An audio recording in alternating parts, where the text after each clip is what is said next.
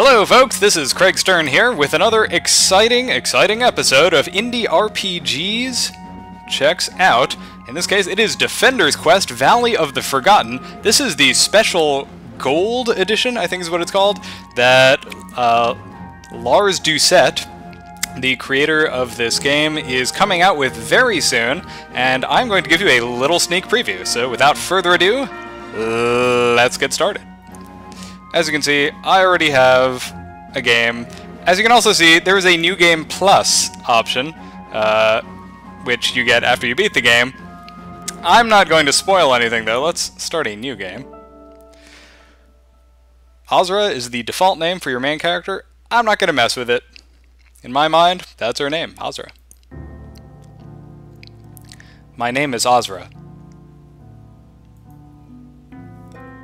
I am dying. They don't wait. There's not even time to burn the bodies anymore. Just take them outside of the city and throw them in the pit. So, as you can see, this game is a pretty melancholy introduction. The halfway world. Lost and alone, Azra finds herself caught between life and death. Act 1. A foot in each world and his soul in the middle. The dying man sees all things. Nomad proverb.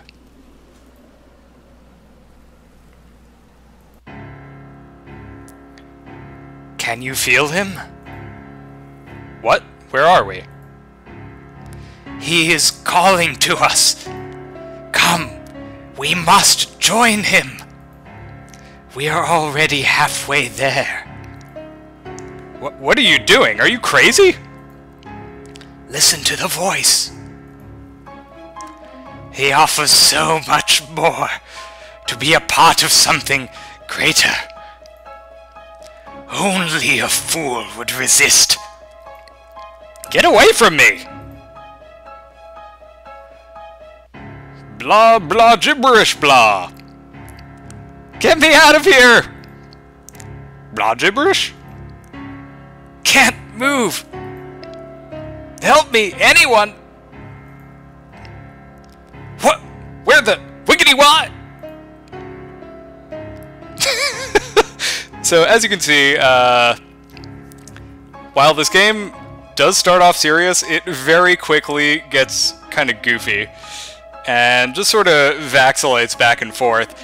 I think it manages a pretty decent narrative balance between camp and seriousness, although it's maybe a little heavier on the camp than it needs to be. Your mileage may vary. It's a personal taste thing, I think. Where am I? This is your main character, Azra. She can't move. Enemies come from here. Don't let them reach Azra. Hey, stranger, where are you? Click here to select the Berserker menu. So, in case it wasn't obvious, the strange, ghostly figure that we just saw is a Berserker. His name is, I think, Slack by default. What did you do to me? I don't know. There are monsters after me. Help! Why am I transparent? Where's my body? This shows all the Berserkers in your party. Right now, you only have this guy. Click here to select him. Yep. Right now, his name is Stranger, but we will get a chance to change that pretty shortly. I called out, and I felt you in my mind. Don't slip away. I have to concentrate. If I focus, maybe I can bring you here. Okay. I really shouldn't have eaten that lizard stew.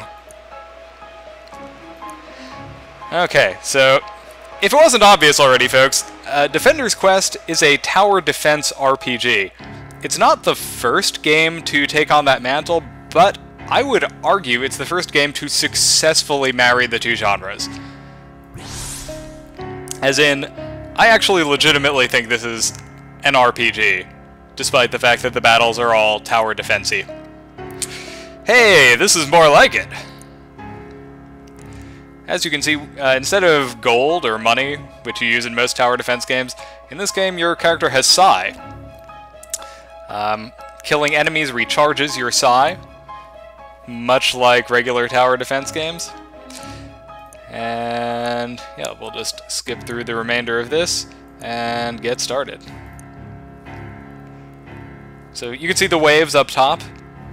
Right now these are just sort of the easiest possible enemies. I forget what they're called. You can actually click on enemies and get information. Revenant, that's what they're called. Revenants, as you can see, are really, really weak. They're slow, they have very little health. This is great and all, but I can't help feeling like I should be more awesome than this. You sure you got all of my body? Nothing's missing? I think if I can channel more energy towards you. Ah yes, the boost bar. The boost bar is basically this game's equivalent of the upgrade stuff that you can normally do in tower defense games, except that in this particular game, the upgrade trees happen on level up. Like, your characters have persistent levels in this game, and the boost is sort of a temporary boost that gives them access to more of their abilities. So boosting is linear, but like, you get to diverge on level up. So, alright, so we get to boost him. I'll do that now. This is more like it! And suddenly he has access to his Tier 2 ability. Double hit. So suddenly he's able to... You'll notice him hacking away at the enemies with much greater speed. Frankly, I don't think he needed it. Maybe he does in this wave, but he certainly didn't in that last one.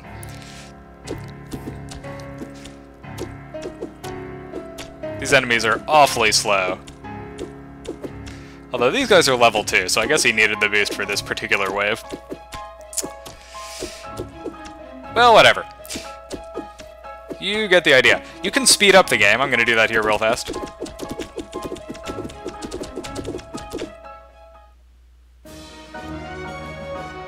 And it actually kind of reminds me, in that regard, quite a bit of the Spirit Engine 2. Whoa. What happened? Beats me. 5 minutes ago you were just a dead body, and I was just a guy trying to loot some new shoes. So, good news. You're alive, and don't seem to have the plague anymore. Where? The bad news is, this means I don't get a new pair of shoes. Also, now you're trapped in this plague colony with the rest of us. The pit.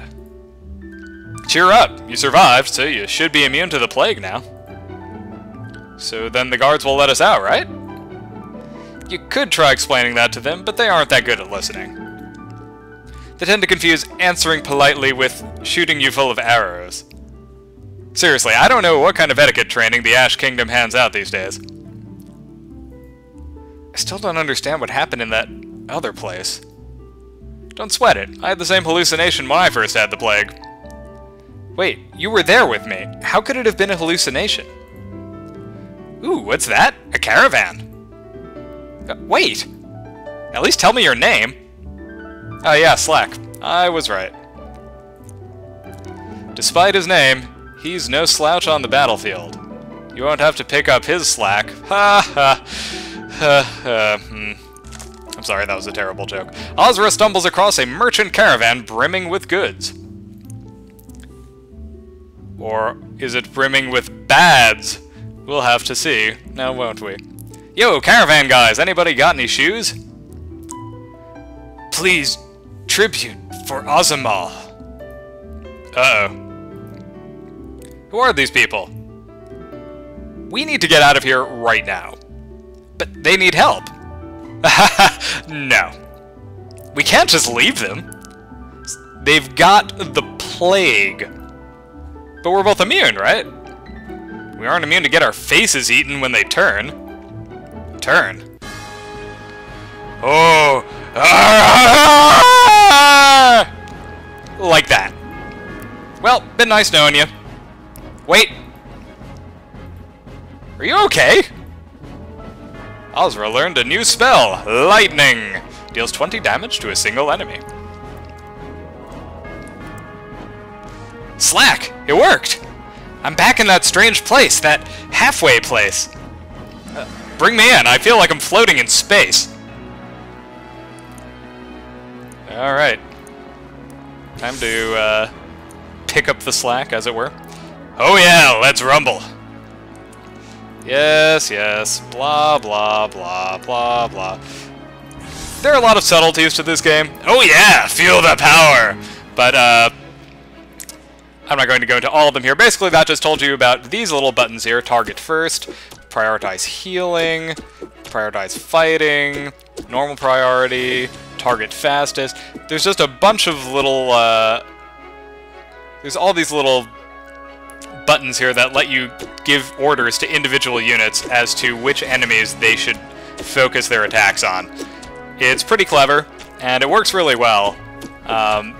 You're not going to need to use it until substantially later in the game, but it does come in handy. Not gonna lie about that. I'm going to up the game speed just a little bit here.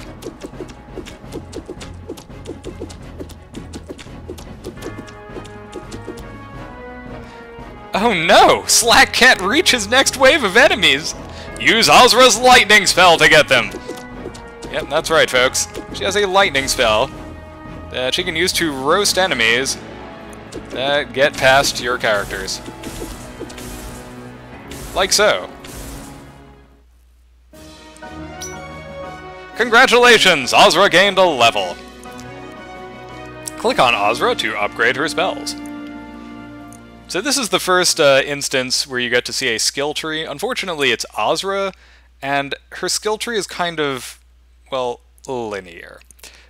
Most characters, that's not the case. Most characters have quite a few choices when they level up. Right now, the only option we have is to put more points into Lightning. Frankly, I don't really like Lightning that much. Pretty much every other spell she has is more awesome, so I'm just going to keep that skill point in reserve until she levels up again and gets access to some of her more awesome spells. In particular, I like to dump points into Frenzy and Healing, and there are some other spells she gets later on that are really, really awesome, but you're going to have to wait a while. So Frenzy and Healing, I would suggest holding off for those when you first start. Slack, as you can see, he doesn't have any points available because he started off at level 2 here, but he already has a few choices in his skill tree. Hopefully we'll get to level him up before we're done here, and you will get to see some of those choices in action. Those people, they turned into monsters! You must be new around here. That's what happens to people who don't survive the plague. We were just in the same place as before, that halfway place. This pit is terrible. We have to get out of here. Please, people have been trying to escape for 10 years. This has been going on for 10 years? Let me guess, you're from the capital, aren't you? I'm the Royal Librarian. Figures, the Lord Regent keeps a pretty tight lid on things. I bet you don't even know the war is over. The war is over? But the soldiers, where are all the troops being sent to? Hello? Plague that turns people into monsters? Takes a hell of a lot of containment. This is terrible. Hey, look on the bright side, at least the Revenant are gone. Wait, they're not just gone, they're dead. No one's ever done that before. What? Revenant are invincible. Or at least they used to be. Oh man, is this ever my lucky day? I've got a new best friend with secret magical powers. And an unguarded caravan brimming with riches. We're rich. Rich, I tell you! Are those shoes? We got 50 scrap. So this is kind of an interesting setting. We're stuck in this pit where all of the people who've been infected with this plague are basically sent to die and be turned into invincible zombies. And it's kind of borderline post-apocalyptic. And this is nowhere better reflected than in the monetary system. Scrap. Kind of reminds me, really more than anything else, it reminds me of Fallout 1 and Fallout 2, how you would trade bottle caps because there was no real currency in the wasteland. Slack, this is all junk. Bandits! I should have known. Who are you? I am Ozamal Kaz, Warlord of the Pit, and this tribute belongs to me. Look, I just got here. I've got no idea. Guards, throw these worthless thieves in the Colosseum! Show them what happens to those who steal from Azamal Kaz.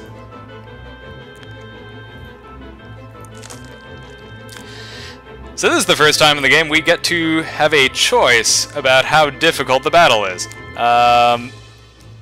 Unfortunately, a lot of these battles really aren't... It really isn't possible to do them on a higher than normal difficulty the first time you reach them, unless you've been grinding.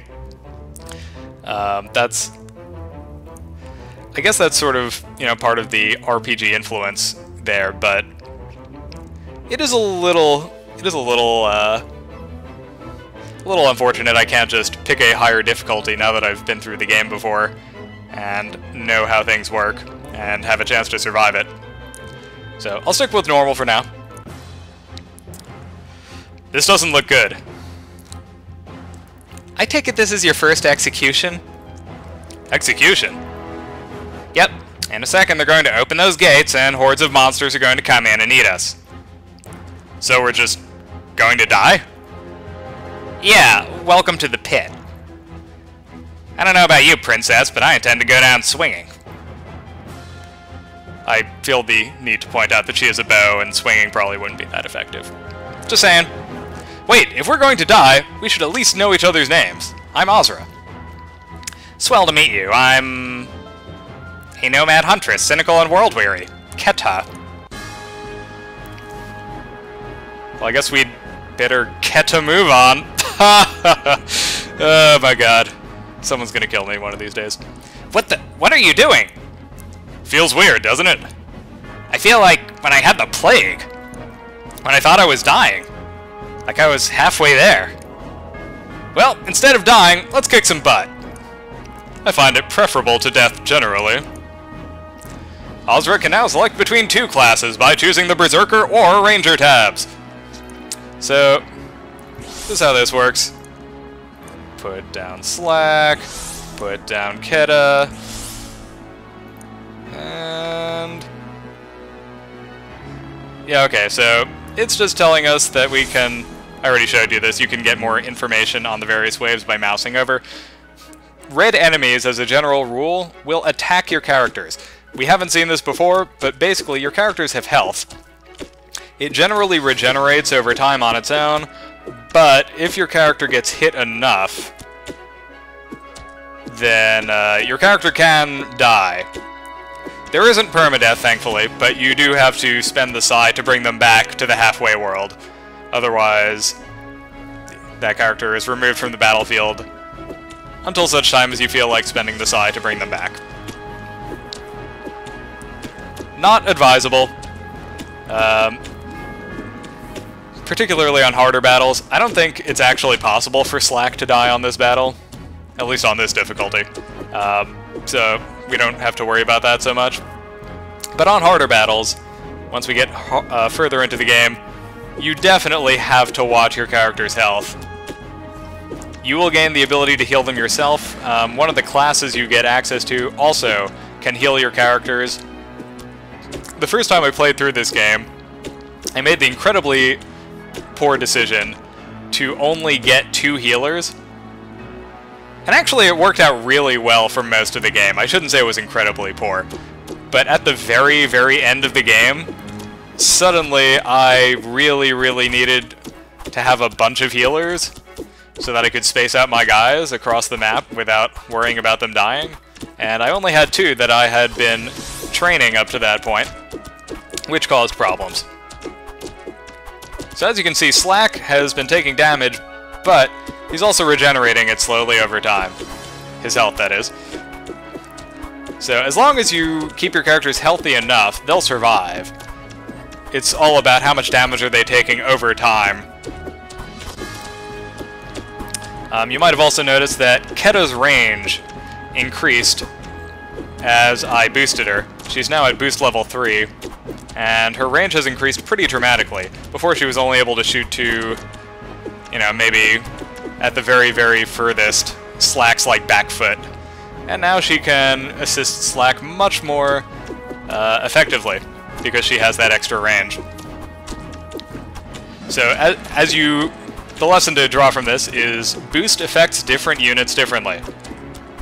Different classes, of course, but also individual units depending on which skills you've given them. Keta, as you can see, comes with 2 attacks. She comes with the basic shot at level 2, and she has a tier 2 ability called Triple Shot, which is what she's doing when you see her launching those groups of 3 arrows. As you can see, it's really handy to have rangers because they have really, really good range. And if anyone slips by your berserkers or your other short-range units, they are really good for mopping up. Let's continue. Sir, the Revenant are dead. Impossible. No one's ever killed a Revenant. It's that new girl. I don't know what she did, but the prisoners are alive and the Revenant are all dead. Interesting. Throw them in the prison. Yes, sir. Then send a letter to our friend, the Collector. Tell him I have an interesting new item for sale. Okay, this is our first just straight up cutscene. You can tell because it's a little blue location symbol instead of red. Azamal's prison town of slaves and gladiators, a mix of deplorable scum and innocent bystanders, all eager to escape. Okay, what did you do? I felt like my heart was being pulled in 2 directions at once. Sorry, but I don't really know. All I know is it works. We're alive, though. That's gotta count for something, right? Alive and going insane, apparently. Ye gods, I need a drink. That makes 2 of us. Psst! Azra! Over here! How do you know my name? The guard will be back soon. You need to listen if you want to make it out of here alive. Who are you? A friend. Listen carefully. Tomorrow Azamal is going to try to sell you to a man in red. I can't let that happen. He will send you to the Colosseum again to demonstrate your skills. How do you... When this happens, I will cause a distraction. You must make your escape at that moment. Take this scrap. Use it to bribe whatever help you can from your fellow prisoners. You must be ready for tomorrow. Why are you helping me? For now, it's safer if you don't know. Find me at the monastery. I will explain everything there. Alright. Azra, you must not fall into his hands. We got 100 scrap. Apparently, denizens of the pit use this junk as currency. Yeah, that's exactly right. So, basically what it's telling us is we can now buy weapons for our characters. Later on we get access to other stuff we can buy, like armor and different types of weapons for different units. We can also now recruit our first characters. Right now we only have access to berserkers, but there are a ton of different unit types that gradually open up as you proceed through the game. The game can randomize names for you and randomize character appearance. Jiuan, here, will be our second berserker. We'll hire him for 40 scrap. Every subsequent unit of any given type that you hire costs more money. So a second berserker will cost us 90. Alright, Zesk, why don't we give you gray hair? There we go. Very good. And let's buy some weapons. Maybe a metal shiv or slack here. As you can see, there's an option to automatically equip after purchase. That's pretty darn handy. I like that quite a bit. It's good design on Lars's part. Very good stuff. And we leave. As you can see, there is a second battle you can fight in the Colosseum. You get the basic gist, folks. There's a lot more to see in this game than I'm able to show you in this relatively short video, but this should give you a pretty good idea of what Defender's Quest is all about. You recruit characters, you equip them with, weapons and armor. As they level up, you customize them by giving them points in different skill trees, or in different branches of that class's skill tree, I should say. And you progress through the storyline. You fight battles, you unlock stuff, you can go back later and fight the same battles on higher difficulty if you want a greater challenge. As you can see, there are oftentimes bonuses for getting a perfect on a map, which means that Ozra takes no damage. So there is, even though this game is pretty linear, there is quite a bit to do in it. Yeah, there's so much more I can say about this, and I will say it, because I intend to do a review of this game. But hopefully this gives you a little introduction, and gives you a sense of what this game is all about. I hope you've enjoyed watching. I've certainly enjoyed showing this game to you. Until next time, this is Craig Stern, signing off.